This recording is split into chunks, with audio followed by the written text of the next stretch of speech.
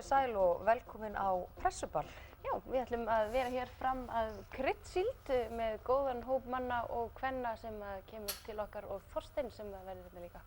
Já, við ætlum að fara yfir þetta ár sem að sennilega á enda runnið með augum fjölmiðlamanna. Við ætlum ekki að ákveða hvað fólki talar, heldur kemur það hér og segir hvað því fannst merkilegast, hvað því fannst skemmtilegast og hugsanlega hvað við hefði viljað vera án á þessu ári. Já, en það er ekki eftir neina að bíða. Það eru sestir okkur góðir gestir Kristján Kristjánsson úr Kastljósinu, Bjarni Harðarson á Sunnlenska fréttablaðinu og Anna Kristín Jónsdóttir á fréttastofu Útvarps. Komið sæl blessuð. Komið sæl. Og byrja á þér, Bjarni. Skemmtilegast, hefur ekki verið svona skemmtilegu nótunum að þetta er svona pressuball, skemmtilegast árinu? Já, í fréttanum þú gerir mér nú svolítið klumsað því að þetta er svo lítið frétta ár. Mér finnst þetta eiginlega vera svona á það sem ekkert gerðist og jú, fyrir mér var skemmtilegast að upplifa niðurstöðu kosninga til sameiningar sveitarfélaga. Ég hef aldrei verið sameiningarsinni þar og það er ekkert algengt að upplifa það þegar það er tekið upp úr kjörkössum að maður sé svona virkilega ánægður með kjósendur. Ég vildi að maður bara ánægður með eitthvað mjög fáar prósentur þeirra en þarna var ég bara stoltur af kjósendum. Af því að fáir vildu sameinast? Já, að menn gáfu sameiningar hugmyndur og langt nef og ég held að þetta sé marki kannski svona ákveðin tímamót í því að trú manna á þessar stóru einingar hérna í fámenninu á Íslandi. Segir þú hérna í fjölmiðlasamsteypunum? Já, segi ég hér alveg hygglust og ég held þetta eigi við fleiri en sveitafélög. Ég held að við förum svona smám saman að átta okkur á því að allt þetta hagræðingar, öll þessi hagræðing sem alltaf var verið að telja okkur trúum að fengist alltaf með sameiningu, en hún er ekki svona sjálfgefin. Þessu er auðvitað dæmi að við náum hagkvæmni en við fengum líka fréttir á árinu til dæmis það að það er alls ekki augljóst að það hafa verið hagræðing á sameiningu spítalum. Við fáum líka fréttir af verslunargeiranum að það hafi kannski alls ekki orðið svo hagræðing sem að menn voru að vona þrátt fyrir þessar miklu sameiningar. Við skulum halda okkur við þetta því að það er greinilega svolítið djúpt á því sem er skemmtilegur árinu. Við skulum bara bíða eftir að það poppi upp. Anna, skemmtilega? Bara förum við það, hvað er svona þér efst í huga? Hvað var það sem var meira, svona kannski meira af stóru fréttunum á árinu? Ég ætlaði nú einmitt að fara að kasta mér hér í litlu fréttina því ég er svo mikið gullfisk að minna. Mér finnst minn ákafa umræða tilvist jólasveinsins að vera nokkuð skemmtilega núna svona í blá endan á árinu en það er kannski, telst nú líkast til, já auðvitað er það stórt mál. Það er alveg grundvallar og frumspekilegar spurningar sem að vakna þar í sambandi við trú og á hverju hún byggir og ekkert alltaf oft sem við kostum okkur í slíkar pælingar. En ertu sammála því að þetta hafi verið svona lítið fréttaár? Bjarni segir frekar lítið verið að kepst, finnst þér það líka? Ekki fréttaár. Menn hafa nú kepst við það í haust að tala það hafi verið tíðindalítið til dæmis í þinginu og annað slíkt og mörgum hefur fundist það. Það gekk náttúrulega gríðarlega mikið á í fyrra og margir svona kannski af pólitíkusunum og svona í pólitískri umfjöllun voru bara ennþá bara mjög þreyttir held ég og eftir sig eftir það árið en ég held að sé nú ekki að segja að það hafi ekkert verið í fréttum. Það getur nú svona alveg rifjað ýmislegt upp en það er kannski nokkur atriði sem hafa svona maður hélt að yrðu en er ekki ennþá orðin. Það er til dæmis stóra mál sem hefur nú tröllrið öllu, það er svona Baugsmálið sem er ná einhvern veginn núna ekki lengur alveg útvatnast. Já, svona og af því að við erum nú svona svolítið sjálfhverf líka sem tengist Ríkisútvarpinu þá var nú kom fram frumvarp í vor Ríkisútvarpi sem var svo ekki og svo var það alveg að koma en er ekki komið ennþá þannig að við erum í svona stöður eftirvæntingu kannski líka. Er þetta svona hjá þér líka Kristján, hefur þú beðið eftir fréttum? Nei, ég segi það nú ekki. Mér finnst það svo margt hafa gerst og það sem kannski bara verið áframhaldandi þróun á undanförnum árum þetta tengið svona viðskiptalífinu, stöðugar fréttir af þessari svokölluðu útrás og því sem mér finnst að vera stórar fréttir. Það er kannski ekkert svona mikið verið að gerast í pólitíkinni ef maður tekur það en þetta hætti Davíð. Við vorum nú búin að bíða eftir því ansi lengi og það urðu minna svona einn stærstu vonbrigði ársins, það var þessi lokaræða hans sem að maður átti nú vonað að hann myndi svona þessi stóri leiðtogi hefja sig yfir dægurþrassið og flytja okkur einhvern merkan boðskap en hann kaus að fara aðrar leiðir. Það fannst mér svona dapurlegt en svo var nú gaman að sjá heimkomu svokallaða Bobby Fishers, það var nú dálítið brandari fannst mér og Guðmundur Steingrímsson rifjaði það nú upp í þætti hjá okkur í gær að einhver hefði spurt hann how does it feel to be home og það setti á honum kjánarhóll og ég tek undir það, það er svona sérkennileg spurning þegar hann kom. Og hérna, en síðan fannst mér sko skríparlegasta uppákoma ársins eiginlega vera uppboð UNICEF. Þar sem að hérna, nýríkir Íslendingar einhvern veginn fóru á taugum og keyptu ómáluð málverk fyrir 20 milljónir og þess háttar. En er ekki ágætt að ef fólk á þessa peninga það eyði þeim þá í svona Jó, en þokkalega mér fannst málstað? þetta vera svona eitthvað dæmi svona plebbaskap og mér fannst þetta vera hérna, keyra algjörlega þverbak aftur.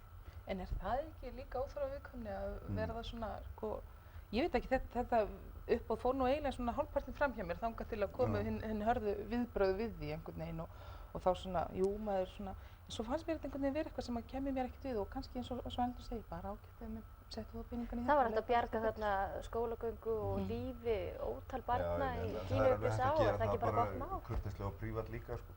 En hvað finnst þér, Bjarni, af því að það er svolítið langt frá því að berjast gegn sameiningu sveitarfélaga yfir það að kaupa sér málverk fyrir 21 milljón sem er ekki búið að mála?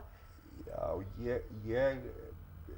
ég er nú svona barn að ég skil aldrei þessar fréttir af þessum milljónamæringum sko út í heimi eða sem að eiga að vera hér með annan fótinn og eiginlega svimar bara við milljón eins og Magnús Stephensen landshöfðingja sko.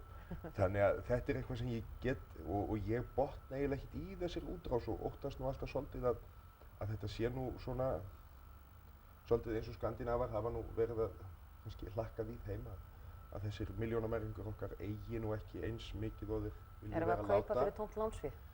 Ég veit það bara ekki. Þetta er ekki hluti sem ég hef alveg sett mig inn í. En fyrst þú ert einmitt farin að tala um þetta fólk og þennan hóp manna, það er kannski lítið talað um það, en gengi krónunnar, það hélt áfram á sinni leið og hlutabréf heldur áfram að hækka í verði. Þetta hljóta að vera að teljast stórar fréttir á árinu líka. Já, og þetta sýnir að svona í heildina er okkar hagkerfi á nokkuð góðri siglingu og ég hef alveg trú á að það sé alveg svona í stórum dráttum innistæða fyrir því. Þó ég sé ekki eins við sem að sé innistæða fyrir öllum útrásar draumum Íslendinga. Ég veit ekki, það var í fréttum fyrir, ég gerði fréttum þetta fyrir 7-8 árum, fyrsta íslenska bankan sem hagnaðist 1 milljarð á árinu. Já, það er nú Það var fólk lítið í Íslandsbanki dag. og ég var sendur niður til að tala við Val Valsson, þáverandi bankastjóri Íslandsbanka eða þennan ofurgróða. En í gær koma fréttir af því að sennilega verður heildarhagnað bankana á þessu ári 100 milljarðar. Þannig að við sjáum að það hefur sko Ísland hefur ekki bara breyst, það hefur orðið bylting á mjög fáum árum og þetta er svona, ég held að þetta ár markist aldrei af því að þessi bylting er í gangi, það eru gríðarlega hræringar í samfélaginu sem speglast mjög mikið í þessum viðskiptum, stjórnmálin eru að missa dálítið tökin eða gefa frá sér vald, myndu margir segja þeir sem eru ánægðir með þessa þróun og svo framvegis, en við erum líka að sjá held ég ákveðna svona ákveðið misvægi í samfélaginu þar sem að þeir sem að hafa minnst, hafa ekki bara lengur minnst, heldur langminnst og síðan eru orðin hópur til sem er mjög ríkur og þetta eru svona hlutir sem að Íslendingar held ég hafa ekki þekkt fyrir 10 árum eða 20 árum. Ég held að við getum öll verið sammála um það að þeir sem voru mjög ríkir þegar við vorum börn, þeir voru ekki svona mikið ríkari heldur en almenningur eins og nú er. En þeir sem eru kannski sem eiga minnst eiga samt ekki minna þeir áttu. Það hafa allir það svolítið betra en það ekki. Nei, en hlutföllin eru samt önnur sko. Hlutföllin eru önnur en það er nú kannski minnsta áhyggjumáli. Ég held að við höfum átt hér á Íslandi auðvitað ákveðið skeið, svona kannski 30-40 ára skeið þar sem að tekjumunur manna var tiltölulega lítill milli þeirra efstu og lægstu. En það gengur ekki, sko, maður sér það bara af lestur til dæmis nýútkominnar ævisögu Hannesar Hafstein að það var auðvitað ekki þannig á hans tíð. Þá var þessi stéttamunur einmitt feikilega mikill eins og hann er að verða aftur núna. En það er áhyggjuefni hvað illa gengur að lyfta kjörum hinna lægstlaunuð í landinu og þar þurfa allir að leggja svolítið á eitt og ég held að það sé tómt mál að tala til dæmis að bæta kjör öryrkja meðan kjör hinna lægstlaunuð er ekki betra en. Anna, þú situr hérna að hugsa á svipinn. Þeir eru náttúrulega komnir hér. Ég held ég var að koma hérna í spjallþátt. Nei, auðvitað er þetta mál sem eru hérna málin, en það hefur orðið svona skiptingu í okkar samfélagi, en þetta er líka orðið voðalega mikið samt þannig að þetta kemur öll þessi áhersla sem hefur orðið á viðskipti og viðskiptafréttir og maður sér þetta mjög víða í kringum okkur sko, og í fréttaflutningum einna mest. Það er eiginlega orðin bara tugga að sko, hlutabréfafréttir og viðskiptafréttir hafa tekið við að sjávarútvegsfréttum hjá okkur. En Og það tekir eftir því, það er ekki lengur þessi botnfiskafla fréttir á forsíðu okkar.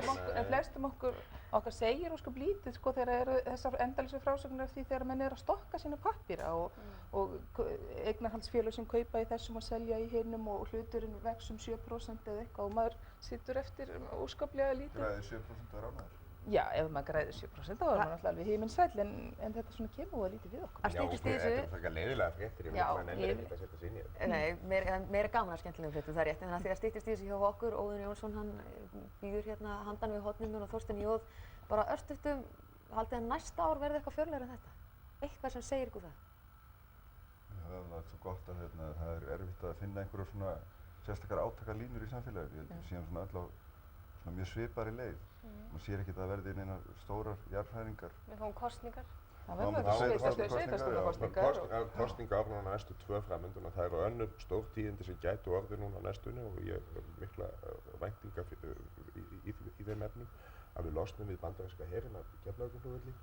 Það er fagnaðarefni öllum Íslendingum. Sumum Íslendingum allavega? Nei, öllum þó að sé auðvitað sárt að missa þarna einhver störf, þá held ég að það verður nú minna. Þau eru nú orðin æfæri og verður auðvelt að manna það aftur. Ég veit ekki, ég vona líka svo ég sleppi nú kvenrembun í mig lausri af því að mér fannst ískyggilegar svolítið fréttir sem komur hérna alveg undir restina að það hefði ekkert breyst í hlutföllum kynjanna á síðastliðin 5 ár og heldur í fjölmiðlum og svo sögðum við að þetta endurspeglar bara hérna hvernig hlutfallið er og valdahlutfallið er í samfélaginu. Sem við vildum nú líka skoða þessa könnun eitthvað betur. Já, við setjum hérna 3 á móti 2. Við setjum hérna 3 á móti 2 og við hérna vonum bara. Við erum líka frekar bældir sko. Já, erum við fundist það. Við erum ekki líka þá að minnast á kvennadaginn. Já, það var nú svona merkari viðburðum ársins. Það var mjög stórfenglegur. En svo bara vonað að það skil einhverju svona. Já. Anna, Kristján og Bjarni, kærar þakkir fyrir komuna og gleðilegt ár. Takk sem leiðis. Þorsteinn Jóð, hann býður hérna eins og við sögðum, eiginlega bara handan við hornið meðan Óðinn Jónsson. Já, takk fyrir það kærlega. Ég veit ekki hvort að það má tala þetta sem símtal ársins en mánuðurinn var apríl, snemmi apríl þegar fréttastjóramálið stóra hjá Ríkissjónvarpinu, eða Ríkisútvarpinu öllu heldur, á fréttastofu Ríkisútvarpsins, gekk yfir og það kemur símtal á sunnudagsmorgni til þín, Óðinn Jónsson, Markús Örn, búinn að fara í messu í Dómkirkjuna og hann býður í þetta starf og þar með leystist þetta eiginlega mál. Þetta umsátusástand, má tala það á fréttastofu útvarps? Jú, það er alveg óhætt að segja það hefur verið það. Það var auðvitað skelfilegt ástand eiginlega og í öllu húsinu og var búið að vera þar í nokkra daga eða vikur áður en kom að þessu símtali og síðan hefur nú leiðin svona legið upp á við. Já. Það sem þetta kannski snerist í grunninn er það sem hefur verið mikið talað um árin og það er þetta svokallaða sjálfstæði ritstjórna. Fannst þið ná fullnaðar sigri í þessari baráttu með því að standa á móti þessari ráðningu sem þið tölduð hafa verið pólitísk? Ég lít nú ekki á þetta sem orrustu í einhverju stríði í sjálfu sér, sko. Fréttastjóramálið snerist náttúrulega fagleg vinnubrögð vissulega og það að menn stæðu í lappirnar og ynnu faglega líka á efstu hæðinni og óþolandi afskipti af svona eðlilegum gangi þess máls. Það var það sem þetta snerist um. En innan þessara stofnunar þá náttúrulega er áratuga hefð einmitt fyrir alls konar embættisveitingum og skipan í alls konar stöður á þess að nokkuð hafi verið gert. Þannig að þetta var að því leyti mjög sögulegt að þið sem starfsmenn skilduð hafa tekið þessa afstöðu. Já, ég held að það... Faglegu afstöður, ekki? Jú, og náttúrulega menn hafa gagnrýnt fréttastofuna fyrir að hafa beitt sér í þessu máli á sínum tíma. En þá gleyma með því að þetta voru allir starfsmenn hússins og fyrirtækisins sem beittu sér gegn þessari ráðningu, þessum vinnubrögðum og stóðu sama sem einn maður og það var auðvitað alveg einstakt að upplifa þá samstöðu sem var í fólkinu og og þetta snerist um það að menn héldu faglegri reisn og menn voru bara búin að fá nóg af hinnu. Þú þekkir hvernig þetta er? Já, og hingað ekki lengra. Og við vorum með ágætan útvarpsstjóra sem við vorum óánægð með í þessu máli og nú er hann horfinn til annarra starfa og honum fylgja góða kveðjur en við fengum líka fagmann í staðinn sem er að gera góða hluti núna en þið eru komið með stjórnmálamannið ekki forstjóra? Já, ekki beinlínis stjórnmálamann, hann sagði á starfsmannafundi í gær Ari Edwald að hann myndi nú ekki fara í pólitíkina úr þessu, þannig að það er að vera forstjóri hér. En þetta með sjálfstæði ritstjórnar, það er búið að vera alls konar nefndir að störfum ég þori varla að segja þessa setningu, ég fæ alltaf gæsað málefni Ríkisútvarpsins og svo framvegis, en alls konar úttektir á rekstrinum, á fréttastofunum, sameining eða ekki sameining. Hvað er núna í spilunum varðandi fréttastofu útvarps og svo fréttastofu sjónvarps? Er verið að horfa á sameiningu á nýjári? Nei, við erum á sama ganginum, bara eins og margt hér. Við erum með margs konar ritstjórnir á sama svæðinu og sem að ég treysti að vinni sjálfstætt. Og það er eins með okkur að við ætlum að vinna áfram sjálfstætt og ég hef ekki heyrt neitt annað, sko. En það má búast við því að við reynum að þróa áfram og auðvitað erum við að reyna að þróa áfram svona rekstrarlega þætti, ná fram hagræðingu í rekstrinum og svo framvegis og við vinnum mikið saman. En það er sjálfstætt fréttamat og ég held að það sé mjög mikilvægt á þessum tímum sem við lifum núna í fjölmiðlunum og vaxandi veldi ykkar að því sé ekki endilega að svara með fækkun ritstjórna, heldur öfugt að það séu þetta sjálfstæði verði að við hlúða því og það fái að lifa áfram. Og það er kannski lykilorð varðandi líka áhorfendur og áheyrendur að þeir eru vera að treysta því að þessar stasjónir séu sjálfstæðar. Já. Óháðar pólitík, óháðar peningum og nákvæmlega. Og óháð alls konar markaðsásókn sem er náttúrulega kannski okkar stóra vandamál í fjölmiðlum að fjölmiðlamenn, að blaðamenn, fréttamenn, að þeir standi í lappirnar og sinni sínu starfi óháð þrýstingi, pólitískum og markaðslegum, ekki síður. Fréttastofa útvarps fyrir næsta ár, eru þið að bæta við ykkur eða fáið þið aukinn tækifæri með þessari HF-væðingu? Já, við bindum auðvitað vonir við það að dagskrárhlutinn, þá er ég að tala um fréttirnar og dagskrárgerðin, að hún verði efld frekar en hitt og það er vilji Páls Magnússonar að stærri hluti af kökunni fari í loftið til áhorfenda, minni hluti fari í þetta kerfi sem öll fyrirtæki hafa og það er náttúrulega búið að svona skera af mjög margt í gegnum árin og verið að reyna að auka hagræðinguna en stofnunin sem slík er náttúrulega dálítið svona stíf á gormunum, sko, eins og ríkisstofnanir eru og hlutafélagsvæðingin, við bindum auðvitað vonir við að hún svona, já, skapi okkur ný færi til á því að nýta peningana betur, á að afla peninga kannski öðruvísi og svo framvegis. Og það er kannski skemmtilegast við þetta allt sem fagmaður, sem fréttastjóri og blaðamenn til margra ára. Nú er samkeppnin bullandi og þá eru menn tilbúnir að eyða svolítið af peningum og Já. Sko, á meðan NFS mun svona tegir dálítið strenginn og ætlar að vera með marga fréttatíma og eiginlega bara stöðugan allsherjar fréttatíma. Þá held ég við ættum að svara því frekar með því að fara á dýptina og láta fólk á skýringar og svona meiri fréttaskýringar. Og við erum þegar byrjuð á því á Fréttastofu útvarps. Við erum komið með fleiri þætti, við erum búin að lengja morgunvaktina, við erum komið með síðdegisútvarpið sem var dægurmálútvarpið og við erum með Speilin auðvitað og alla þessa fréttatíma en við munum á næsta ári leggja höfuðáherslu á það að svona vanda til verka í þessu. Takk fyrir þetta, Óðinn Jónsson, gleðilegt árið. Og við höldum áfram hér með upprifjun á pressuballi eftir fáeinar auglýsingar.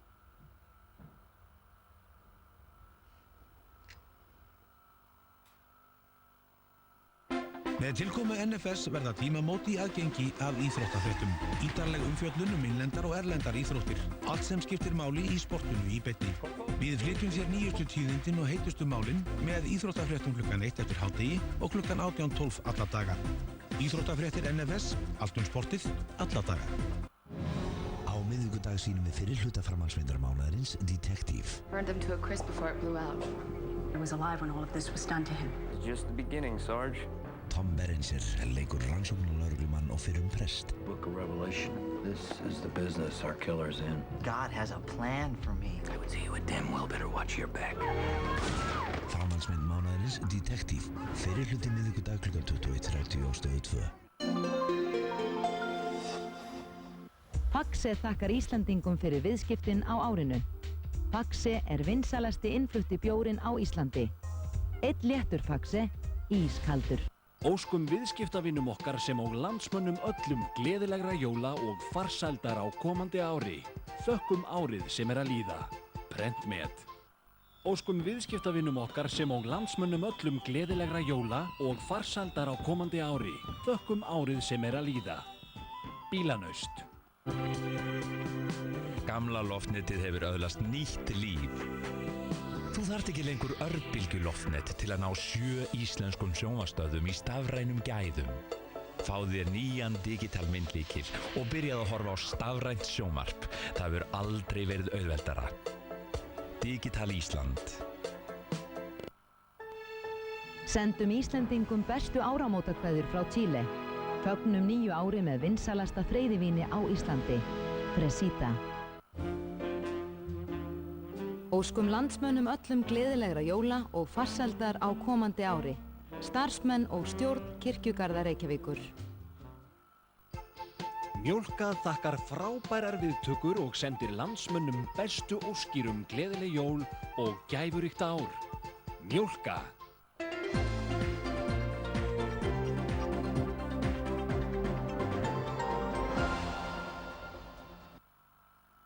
Komið sæl aftur, pressuballið heldur áfram hér og það er komið að svona fulltrúum mannlífsfrétta og það er ekki bara ritstjóri mannlífs sem er sestur hjá okkur líka, það er annar ritstjóri hjá Séð og Heyrt, Kristján Þorvaldsson, Reynir komið sælir. Og Hildur Helga er að kaupa inn, hún kemur hér eftir smástund. Já, það er mikið að gera á stórum heimilum fyrir jól og áramót og það þarf að elda matinn. En hvað segið okkur bara núna?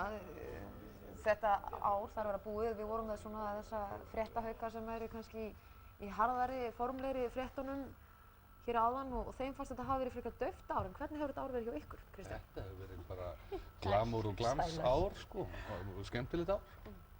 Mikil góðsvendlíf fyrir þá sem er í mínum bransa. En það hefur ekki verið dauflegt þess að? Nei, alls ekki. Þau vildu nefnilega meina það áðan að þetta hefði verið frekar dauflegt fréttaár ef við horfum á svona almennu fréttir, en það er ekki þannig í mannlífsfréttum. Já, ég segi nú svo Hildur, hvað segir það? Þetta voru Bjarni Harðar og fleiri sem sátu hér áðan. Hvað þarf til að hreyfa við því fólki, segi ég nú bara. Já, og hvað hefur staðið upp? Hvað fannst þér til dæmis merkilegast, Kristján? Ég myndi segja að þetta hafi verið svona mikið glamúr og glansár, sannarlega. Það sem að svona ríkaliðið sko tók virkilega flugið, sko á einkaþotunni. Og hérna... Þotuliðið? Já, þotuliðið. Það var hérna sannarlega á ferðinni og meira sér að forsetafrúin stundum með. Þetta getur verið svo fín fyrir að séu þér, þotuliðið tekur flugið. Já, já. En hérna, já, og forsetafrúin líka. Hún náttúrulega flög hérna með Jóni Ásgeiri, eins og frægt var. Þetta er eiginlega breytast svolítið svona í einkaþotuliðið. Já, það má segja það. Og glamúrinn náði náttúrulega hámarki í kringum þetta, já, þó góða mál þegar þeir voru að gefa þessa peninga þarna til barnahjálpar Sameinuðu þjóðanna. Þetta verkefnis á þess vegum. Þá náði glamúrinn svona hámarki. Þá svona, já, mátti heyra glamra í skartgripunum eins og Lennon. John Lennon sem sagði þið í stúkunni hristiði hérna demantana. En þessi glamúr, er þetta jákvætt eða er þetta neikvætt? Ég veit að ég sá þetta myndgerast í Royal Albert Hall þegar mér leið svona svolítið eins og John Lennon. Já, þú fórst með stuðmann? Það kom sko, já, ég fer á stuðmannaballið og ég sé allt í einu fullt af fólki með alls konar skartgripi og það kom fólk í limósínu, það kom bleik fjölskylda, öll fjölskyldan bleik. Íslenskt. Og hérna, ég skildi bara ekkert inn í hvaða veröld ég var komin. Ég náttúrulega kem úr hörðufréttunum. Hvað varst þú að gera það með reyni? Ég flög bara... Varst þú í bleiku? Nei, ég var ekkert í bleiku. Ég er bara einlegur aðdáandi stuðmanna og fylgi þeim hvert sem er og mun fylgja þeim til Sýrlands í ár. Já. Verður sumar á Sýrlandi? Þetta er skúp. Þetta er gaman viljandi. En það er, ég er sammálaði í hörðumfréttum hefur verið svona frekar lítið um að vera. Davíð fór, logni eftir fjölmiðlastorminn og allt þetta. En í það sem stendur upp úr í mínum huga í þessum tímaritaheimi sem ég náttúrulega kem nýr inn í er sem sagt, eins og sagði ykkur blaðið togaragæsl tekur við glanstímariti. Og það sem stendur upp úr eru þessi gríðarlega átök kannski á þessum markaði. Það er að segja Kristján og Séð og Heyrt hér og nú er í slag við þá og ágengari umfjöllun einkalíf fólks að vísu ekki hjá, ég held ég viti það fyrir víst að Kristján og félagar hafa hérna haldið sér við, með minnir að reglan sé svo að menn fari ekki inn í svefnherbyggi, stoppi við dyrnar En þú ert að sjá miklu ágengari blaðamennsku heldur nokkuð en fyrr. Einhvern tíma var sagt að það væri búið að séð og heyrt væða forsetaembættið, það var sagt fyrir nokkrum árum. En ég sé ekki betur en að það sé búið að séð og heyrt væða bara flesta fjölmiðla. DVF og svo koma þeir náttúrulega með þessa samkeppni sem alveg beint gegn okkur. Og hérna... Hér og nú? Já, hér og nú. Er ekki bara hressandi að fá samkeppni? Jú, auðvitað. Fagna samkeppni. Er það ekki? En Hildur Helga, hvað finnst þér það hafa staðið upp úr þessum svona flokki frétta?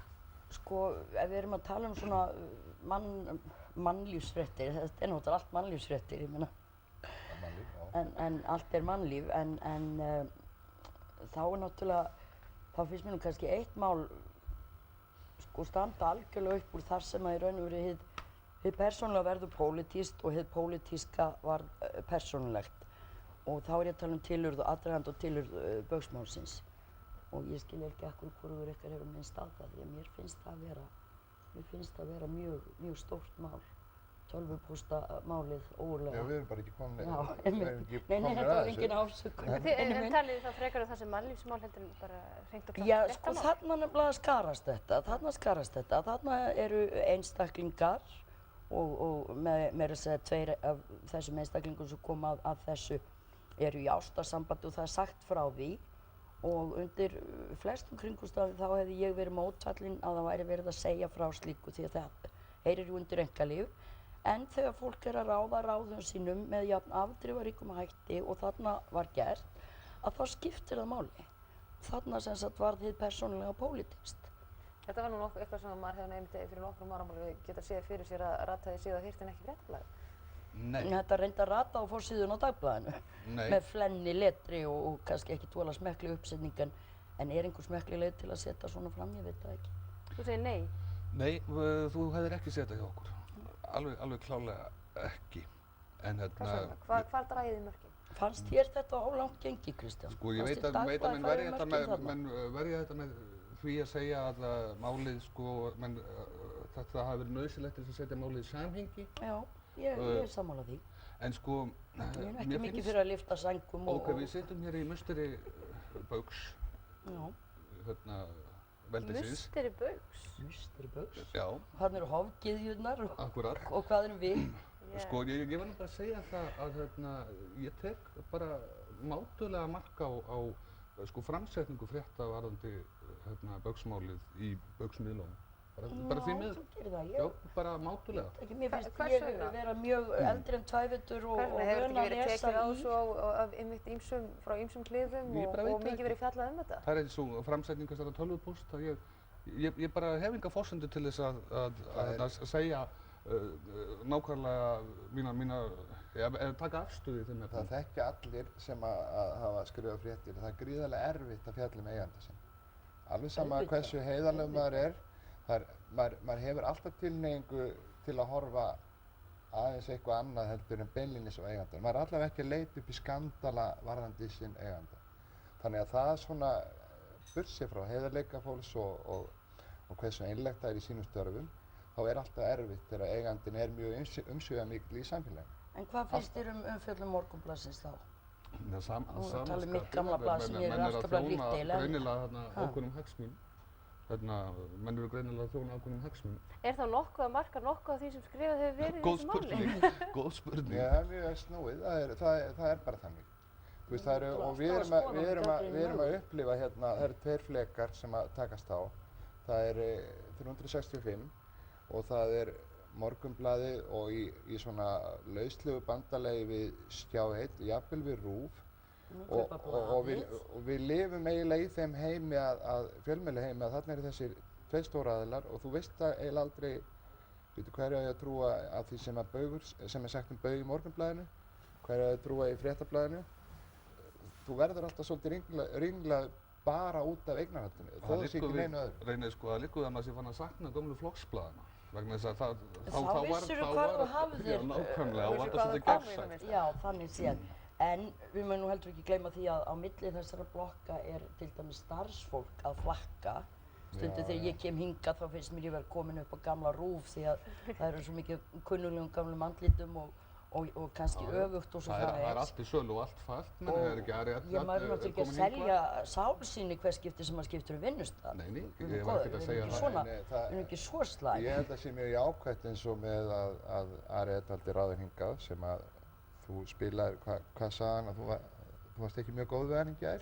Nei, ég var svolítið kvikindisleg, en það er alltaf lægi, hann hefur húmor fyrir svona hlutum, við spilum með lag sem hann söng fyrir okkur í Íslandi í bítið fyrir árið. Þetta er sterkur leikur að hann er jú sjálfstæðismaður, hann kemur á ákveðnum kreðsum í þeim flokki sem við vitum að hafa haft hrein óbeit og öllu sem snýr að Baugi.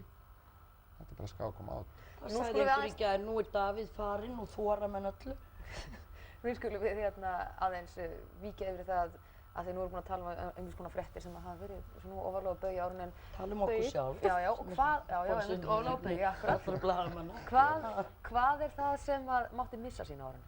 Hver var svo umfjöllun sem þið hefðu hugsanlega bara viljað sleppa? Ég held, er það ekki nokkuð ljóst að til dæmis þetta fræga Bubba-mál, það hefði alveg mátt missa sig. Ég held að sé allir í dag sammála því að þetta var svona ekki góð framsetning. Undir fyrirsögninni og ekki einu sinni allt satt, sko. Bubbi fallinn, já.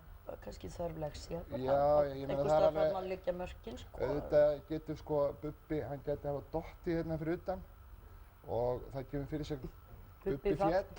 Bubbi fellur í skilur við skaftaliðinu. Þetta er einhver leikur til að reyna að selja en ég sé líka að menn hafa á hér og nú tekið sér tak eftir þetta. Þegar bakkað aðeins mikið. Kristinn, hvað segir þú? Þetta var bara, þeir skutu sig í fótinn hérna og þetta kom sér bara nokkur... Það voru líka plata lesendur og það kann aldrei góðurinn upp að stýra. Vörusvik, þetta kom sér mjög vel fyrir okkur sko, þannig að ég var að kvarta yfir því. Er það að þeir fengu gríðarlega mikla umfjöllun í kjölfarið og það er enn verið að fjalla um þetta blað, nákvæmlega þetta tölublað. Já. Er það góð auglýsing fyrir ykkur? Ég meina þeir skutu sig í fótinn. Þeir eru svona nýkfarnir á... Þá lítur sér þú heilt betur út. Nýkonur að skriða, þú veist, við upplöðum okkur sem kórdrengi, ég og Bjarni... En er það þið viljið? Viljið þið vera kórdrengir á það nokkað? Nei, er ég það? Þegar það hentar. Já, þegar það hentar. Ég heldur reyndar að þetta hafi verið vont fyrir sig og heilt líka, sko. Það hafi bara almennt séð verið vont fyrir þessa tegundar. Þetta mál er ekki búið, við munum væntanlega að sjá það til lykt og lykt á árinu sem er að ganga í gang. Svanhildur Hólmur komin að staða. Við komum með það. Jæja. Staði, já. Það er mjög fallegt. Mér finnst svolítið, ég var einmitt að hugsa um þetta, mér finnst hálf vandræðalegt að óska fólki til hamingju með eitthvað svona mjög persónulegt og í þess tilviki, yndislega og jákvæða frétt, þegar ég lesið um það í einhverju blaði. Ég frekar svona eða mér hafi verið sagt þetta. Það má kannski fylgja söguna að fólk er orðið svo tortryggið út í svona fréttaflutning það spyr hvort það sé rétt. Það er kannski eitthvað sem við þurfum að hafa í huga. Já, svo er það að maður þorir ekki alveg að... En við þurfum að fara að slá botninn í þetta er að verða hálf vandræðilegt hérna til suma í það minnsta. Og við náttúrulega bara óskum ykkur gleðilegs árs. Ég veit að þú ert með einhverju óvænta gjöf svona að við getum Já, ég sé eftir að Reynir er búinn að taka niður hattinn en ég ætla nú samt að biðja þau að rétta mér þennan svarta plastpoka sem er þarna einhvers staðar.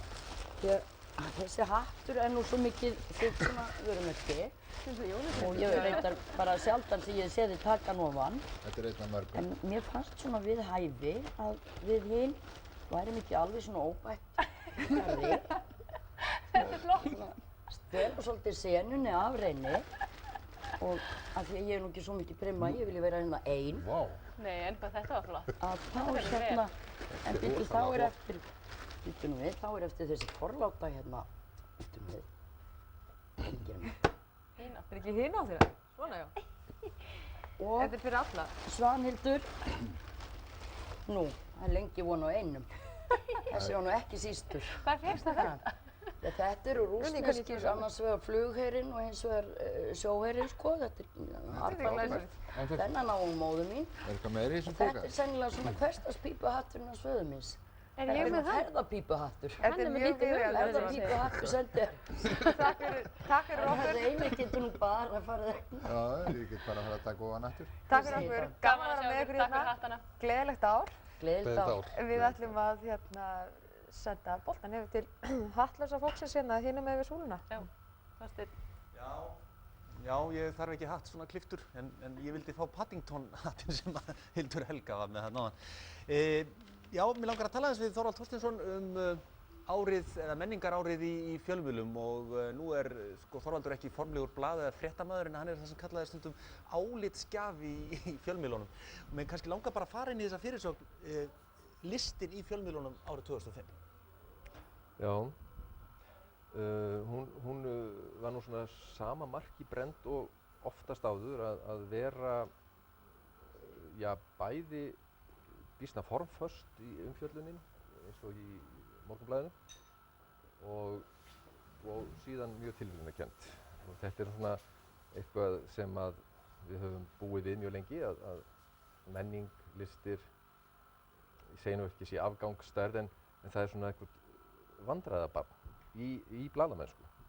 Bæði hvort að það eiginlega frétt í því ef einhver heldur sýningu eða það boðað til tónleika og eins bara hvernig á að taka á því. Fólk telur sig kannski ekki hafa, ég heyri þá á fréttastofum, fólk finnst það ekki hafa vit á þessu. Nákvæmlega. Og það út af fyrir sig sko hið besta mál og væri í rauninni hægt að svona vinna svolítið með þessa fjarlægð sem að því miður hefur skapast á undanförnum öldum en aðalega þó áratugum milli svona skapandi starfs af ýmsu tagi sem kallað list og tekur á sig svona listræn form og þessa svokallaða almennings- og hversdagsleika. Eins og að þetta sé ekki skylt, eins og að þetta komi fólki nánast ekki við nema svona sem einhver pund eða eitthvað svona tildagadæmi eða afþreying svona tómstunda gaman sumra sko og sem fáir skilja. Það nefnilega, ég viss að það hægt að nýta sér þessa fjarlægð sem hefur skapast og þennan ótta, getum við sagt, gagnvart menningu og listum. Allt og mikla virðingu í rauninni, svona óttablanda virðing, með því að svona líta þannig á kannski á nýju ári að nú sé komin tími til að menn fara að tala saman. Að sko horfa á það sem